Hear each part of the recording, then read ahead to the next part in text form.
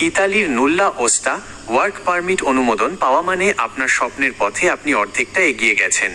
2026 সালের বর্তমান নিয়ম অনুযায়ী আপনার পরবর্তী ধাপগুলো বেশ সুশৃঙ্খল এবং কিছুটা সময় সাপেক্ষ। নিচে বিস্তারিত গাইডলাইন দেওয়া হলো। 1. নুল্লা ওস্টা ডাউনলোড ও যাচাই করা। আপনার নিয়োগকর্তা যখন নুল্লা ওস্টা পাবেন তখন তিনি আপনাকে এটি পিডিএফ আকারে পাঠাবেন। প্রথম কাজ হলো তথ্য যাচাই। আপনার নাম, পাসপোর্টের নাম ও নাম্বার এবং জন্ম তারিখ ঠিক আছে কি না মিলিয়ে নিন। মেয়াদ চেক। 2026 সালের নতুন নিয়মে কিছু ক্ষেত্রে নুল্লা ওস্টায়ের মেয়াদ পরিবর্তন হতে পারে। সাধারণত এটি 180 দিন বা 6 মাস থাকে।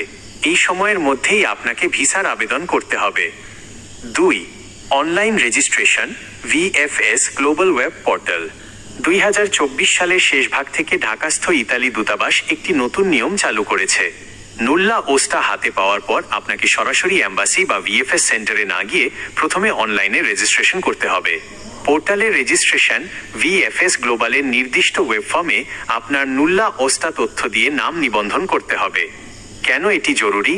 এই পোর্টালে সফলভাবে রেজিস্ট্রেশন করলে আপনার নুল্লা ওস্টায়ের মেয়াদ সাময়িকভাবে স্থগিত হয়ে যায়, অর্থাৎ মেয়াদ শেষ হওয়ার ভয় থাকে না। 3. ডকুমেন্ট সংগ্রহ ও পুলিশ ক্লিয়ারেন্স। ভিসা আবেদনের জন্য আপনার কিছু প্রয়োজনীয় কাগজপত্র প্রস্তুত করতে হবে। পুলিশ ক্লিয়ারেন্স সার্টিফিকেট এটি অত্যন্ত গুরুত্বপূর্ণ। এটি পাসপোর্ট অফিস বা অনলাইনে আবেদন করে সংগ্রহ করুন এবং পররাষ্ট্র মন্ত্রণালয় OMOFA থেকে সত্যায়িত করিয়ে নিন। পাসপোর্টের মেয়াদ কমপক্ষে 2 বছর থাকা ভালো। মূল নুল্লা ওস্টা আপনার নিয়োগকর্তার পাঠানো মূল কপি। আবেদনকারীর ছবি ইতালির ভিসার মাপ অনুযায়ী 35x 45 মিলিমিটার, সাদা ব্যাকগ্রাউন্ড। 4. Appointment booking. রেজিস্ট্রেশনের পর আপনাকে ভিএফএস গ্লোবালের মাধ্যমে ভিসার জন্য অ্যাপয়েন্টমেন্ট নিতে হবে। বর্তমানে ডিক্রেটো ফ্লুসি কোটার ভিসার জন্য অ্যাপয়েন্টমেন্ট সিস্টেম নিয়মিত আপডেট হয়। রেজিস্ট্রেশন করার পর আপনার ইমেইল বা মোবাইলে অ্যাপয়েন্টমেন্টের তারিখ সংক্রান্ত মেসেজ আসার জন্য অপেক্ষা করতে হতে পারে। 5. ভিএফএস সেন্টারে ফাইল জমা দেওয়া। অ্যাপয়েন্টমেন্টের দিনে ঢাকা, চট্টগ্রাম বা সিলেট আপনার নির্ধারিত সেন্টারে উপস্থিত হয়ে ফাইল জমা দিন। ভিসা ফি। নির্ধারিত ভিসা ফি এবং ভিএফএস সার্ভিস চার্জ প্রদান করতে হবে। বায়োমেট্রিক। সেখানে আপনার আঙুলের ছাপ এবং ছবি নেওয়া হবে। 6. Visa interview. প্রয়োজন হলে কখনো কখনো দূতাবাস আবেদনকারীকে ইন্টারভিউয়ের জন্য ডাকতে পারে।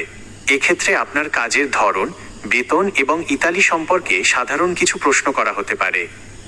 জরুরি কিছু টিপস। সতর্কতা, ইদানিং ভুয়া নুল্লা ওস্টায়ের প্রকোপ বেড়েছে।